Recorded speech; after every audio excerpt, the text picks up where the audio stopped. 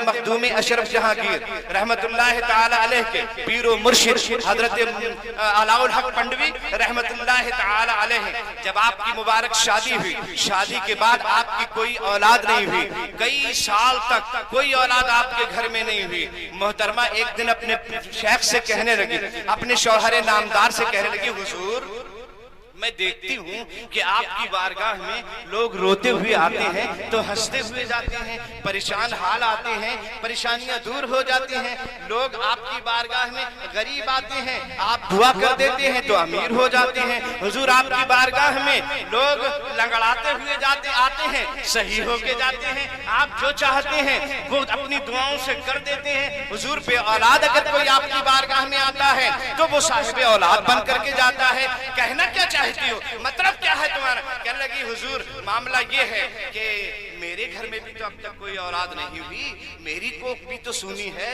میری گود میں بھی تو اب تک کوئی بچہ نہیں آیا، حضور آپ کا کوئی بیٹا، کوئی بیٹی، کوئی شہزادہ اب تک نہیں آیا، میں بھی تو بے اولاد ہوں۔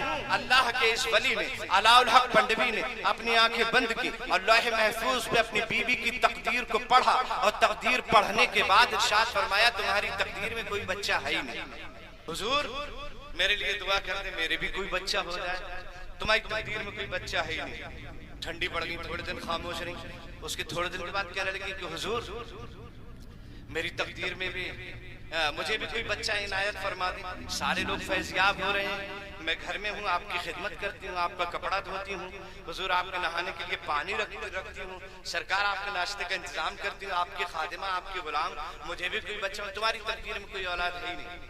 سمجھے، 3 مرتبہ جب یہ کہا تمہاری تقدیر میں کوئی اولاد نہیں ہے، تو بیوی نے پھر اپنے انداز بدلے، اور انداز بدلنے کے بعد کہنے لگی، حضور یہ تو ٹھیک ہے میری تقدیر میں نہیں ہے، اگر میری تقدیر میں اولاد نہیں ہے تو نہیں مل رہی ہے مجھے، تقدیر میں ہوتا تو مجھے خود ہی مل جاتا، میں آپ سے کیوں کہتی؟ اگر میری تقدیر میں بچہ ہوتا تو مجھے خود ہی مل جاتا۔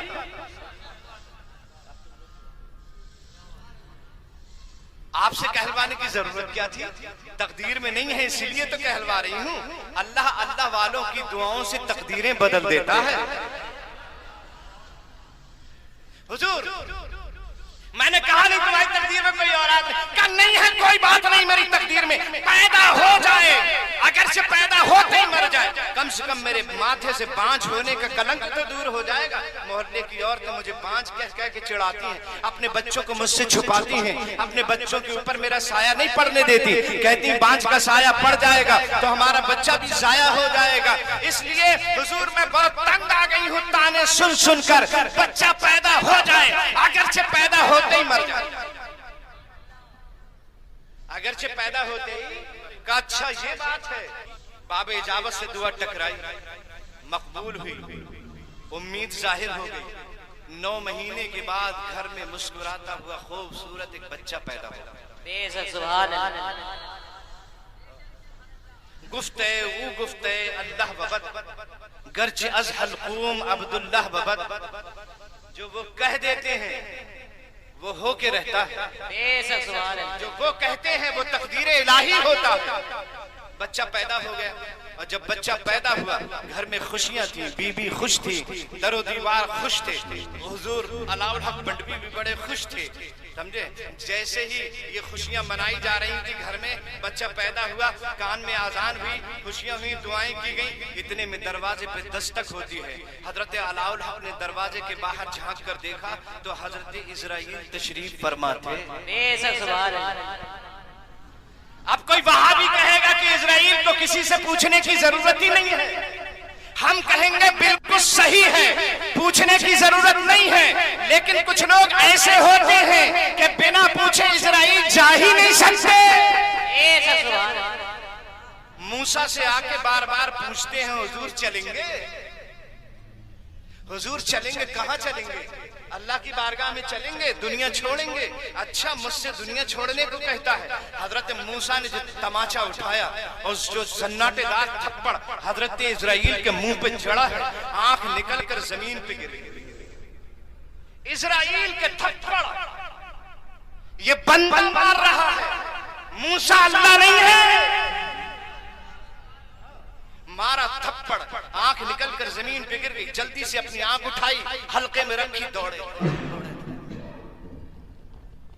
بھاگے حضرت اسرائیل۔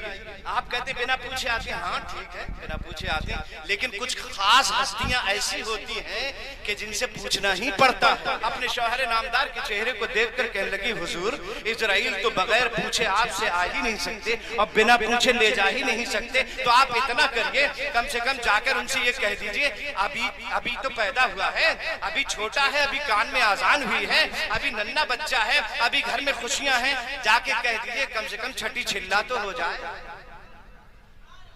سبحان اللہ، کم سے کم چھٹی چھلا تو ہو جائے۔ آپ کہیں گے میاں چھٹی کہاں سے لے آئے؟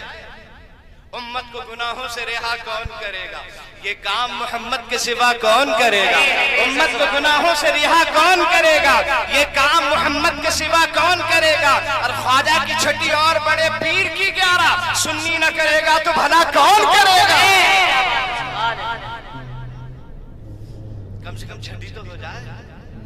ٹھیک ہے اسرائیل سے آکے کہنے لگے دوست جی ایسا ہے، بچے کی ماں ابھی راضی نہیں ہے، وہ کہہ رہی ہے کم سے کم چھٹی چھلا تو ہو جائے گا۔ ٹھیک ہے، حضرت اسرائیل واپس ہو گئے، اور اس کے بعد جب چھٹی کا دن آیا، گھر میں خوشیاں تھیں، سمجھے عقیقے کے جانور ذبح ہو رہے تھے، خوشیاں منائی جا رہی تھی، لوگ تحائف پیش کر رہے تھے، نذرانے آ رہے تھے، سب خوش تھے، رشتہ دار موجود تھے، ساری سہیلیاں، ان کی اہلیہ کے سارے رشتہ دار، خواتین اندر سب موجود تھے، حضرت علاء الحق بھی اندر موجود تھے۔ اچانک دروازے پہ دستک ہوتی ہے، جھانک کر دیکھا تو اسرائیل تشریف فرما تھے۔ آپ نے کہا تھا چھٹی والے دن آنا، اب چھٹی چھلا بھی ہو گیا، حضور بچے کی روح قبض کرنے کے لیے آیا ہوں۔ کہا ٹھیک ہے بچے کی ماں کو آگاہ کر دوں، انہیں بتا دوں۔ محترمہ شرط پوری ہو گئی، چھٹی چھلا ہو گیا، اسرائیل دروازے پر تشریف فرما ہے، اجازت مانگ رہے ہیں روح قبض کرنے کی۔ بتائیے کیا ارادہ ہے؟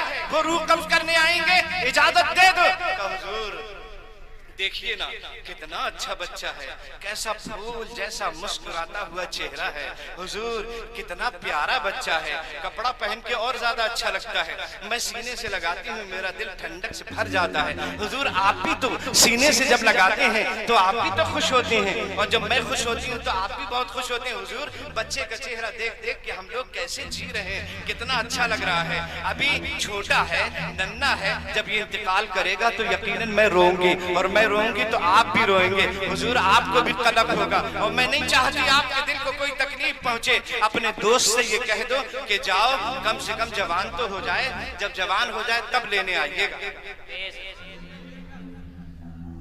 دروازے پہ آئے اور آنے کے بعد جو ہے کہنے لگے کہ دوست ایسا ہے، اسرائیل ایسا ہے، ابھی بچے کی ماں راضی نہیں ہے، جاؤ واپس چلے جاؤ، اور جب وہ جوان ہو جائے تب آئیے گا۔ اور اب عنفوان شباب، اٹھتی ہوئی جوانی، مسکراتا ہوا چہرہ، نرگسی آنکھیں، سرب بدن، وہ ہشت پشت جسم، وہ نایاب باڈی، وہ چوڑا سینہ، وہ بہترین داڑھی، وہ خوبصورت نرگسی مرمری آنکھیں، وہ اچھی اچھی کلائیاں، اٹھتی ہوئی جوانی، نوجوان بچہ جو دیکھتا تھا فریفتہ ہو جاتا تھا۔ اچانک ایک دن گھر میں علاء الحق پنڈت بھی موجود تھے، دروازے پہ دستک ہوتی ہے، دیکھا تو دروازے پہ اسرائیل تشریف فرما ہے، آ کر کہا اچھا ٹھیک ہے آپ نوجوان بچے کی روح قبض کرنے آئے ہیں؟ کہا حضور میں یہی کرنے کے لیے۔ کہا ٹھیک ہے ایسا ہے میں بچے کی ماں کو آگاہ کر دوں، خبر کر دوں۔ بچے کی ماں کو آ کر بتایا، وہ دروازے پہ تشریف فرما اسرائیل اب بچہ جوان ہو گیا ہے، شرط پوری ہو گئی ہے، روح قبض کرنے آئے ہیں۔ حضرت علاء الحق کی بیوی آگے بڑھ کر دامن پکڑ کے کہتی ہے میاں آپ کتنے سیدھے سادے ہیں، کتنے بھولے بھالے ہیں، حضور آپ کتنے سیدھے ہیں۔ یہ جوان خوبصورت بچہ، ماں باپ جب اپنے نوجوان بچے کی صورتیں دیکھتے ہیں سارے غم غلط ہو جاتے ہیں، اور جب بچہ جوان ہوتا ہے تو ہر ماں باپ کے دل کی خواہش ہوتی ہے کہ بچے کی شادی ہو جاتی، بچے کے ماتھے پہ سہرا سج جاتا، نئی نویلی دلہن گھر میں آتی، گھر میں اجالا ہی اجالا ہو جاتا۔ میں نے بھی تو یہ امیدیں اس سے لگا رکھی ہیں، اب بچہ جوان ہو گیا ہے، حضور آپ کا کہنا اسرائیل نے اتنا مانا ہے تو اتنا اور کر دیں کہ کم سے کم بچے کے ماتھے پہ سہرا تو دیکھ دیکھ لیا جائے, کم سے کم اس کی شادی تو ہو جائے, جب شادی ہو جائے تب آ جائیے گا. حضرت اسرائیل کے پاس علاء الحق آتے ہیں اور آ کر کہتے ہیں اسرائیل بچے کی ماں راضی نہیں ہے, وہ یہ کہتی ہے کہ کم سے کم بچے کی شادی تو ہو جائے. کہ ٹھیک ہے ٹھیک ہے. اور اب اسرائیل تشریف لے گئے. جب آج شادی طے ہوئی, دلہن بن کے گھر میں آئی, گھر میں خوشی کا ماحول تھا. حضرات پورا گھر در و دیوار خوشیوں سے جھوم رہے تھے, مہمان گھر میں بھرے ہوئے تھے. جیسے ہی مہمان سامنے تھے, دلہن نئی نویلی آتی ہے, ایک کونے میں بٹھا دی جاتی ہے اور محلے کی عورتیں تو منہ دکھلونی کے ارادے سے آگے بڑھ کر دلہن کو نذرانے دے رہی ہیں. لیکن یہ ساس آگے جاتی ہے, علاء الحق کی بیوی جاتی ہے, لاش کا گھونگٹ اٹھاتی ہے اور گھونگٹ اٹھانے کے بعد کہتی ہے سن دلہن میں تیری ساس ہوں, میرے چہرے کو غور سے دیکھ لے, میں تیری ساس ہوں. اور سن جس کی تو دلہن بن کے آئی ہے, جو تیرا شوہر نامدار ہے, جس نے تو نے اپنی امیدوں کا سہرا جس کے ماتھے پہ باندھ دیا ہے, وہ نوجوان بیٹا میرا بیٹا, وہ علاء الحق کا بیٹا, تیرے سسر بڑے اللہ والے ہیں, ان کی بارگاہ مولا میں بڑی سنی جاتی ہے, بڑے مستجاب الدعوات ہیں. وہ جس کو چاہتے ہیں روتے ہوئے کو ہنسا دیتے ہیں, بے اولاد کو صاحب اولاد کر دیتے ہیں, بے اوقات کو صاحب اوقات بنا دیتے ہیں, غریب کو امیر کر دیتے ہیں. میری تقدیر میں کوئی بچہ نہیں تھا, لیکن میں نے تیرے سسر سے دعا کروائی, اللہ نے ان کی دعا سے مجھے بچہ اس شرط پر دیا تھا کہ پیدا ہوتے ہی مر جائے. یہ بچہ جس کے ساتھ تیرا نکاح ہوا ہے, یہ پیدا ہوتے ہی مر جانے والا تھا.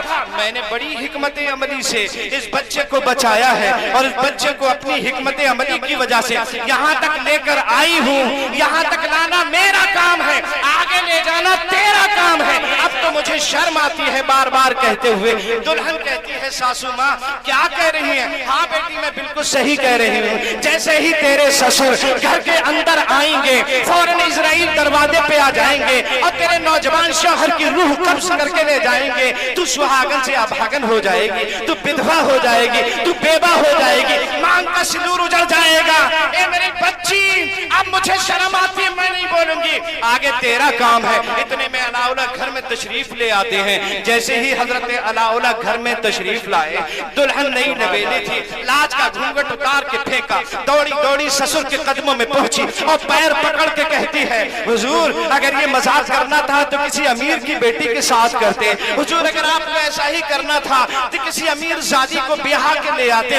میں تو پہلے ہی سے بڑی غریب تھی, مجھے تو دن کی روٹیاں نصیب ہو جاتی تھی تو رات میں روٹی نہیں ملتی تھی, اور رات میں روٹی نصیب ہو جاتی تھی تو دن میں روٹی نہیں ملتی تھی. حضور میں تو ماں کے گھر پریشان تھی, لیکن یہ امیدیں تھی اپنے سسر کے گھر جاؤں گی, اپنے شوہر کے گھر جاؤں گی, میری ساس بڑے قاعدے تھے, اچھی اچھی عمدہ غذائیں کھلائے گی, میرا سسر مجھے غذائیں کھلائے گا, میرا شوہر میرا خیال رکھے گا. اسی امید پہ جوانی کی دہلیز پہ قدم رکھا. اور سنیے حضور, جب کسی کا باپ مر جاتا ہے تو ماں بچوں کو اپنے سینے سے لگا کر ان کی زندگی پار کر دیتی ہے, انہیں جوانی تک پہنچا دیتی ہے, اپنے فرائض کو ادا کر دیتی ہے. لیکن حضور اگر کسی ماں بچپن میں مر جاتی ہے, کسی بچے کی ماں کا انتقال بچپن میں ہو جاتا ہے, تو ان بچوں کی کیسی درگت بنتی ہے, ان بچوں کی کیسی تباہی آتی ہے, ان بچوں پہ کیسی پریشانیاں ٹوٹتی ہیں, غم و اندوہ کے کیسے پہاڑ ٹوٹتے ہیں. شاید آپ کو اس کا احساس ہوگا.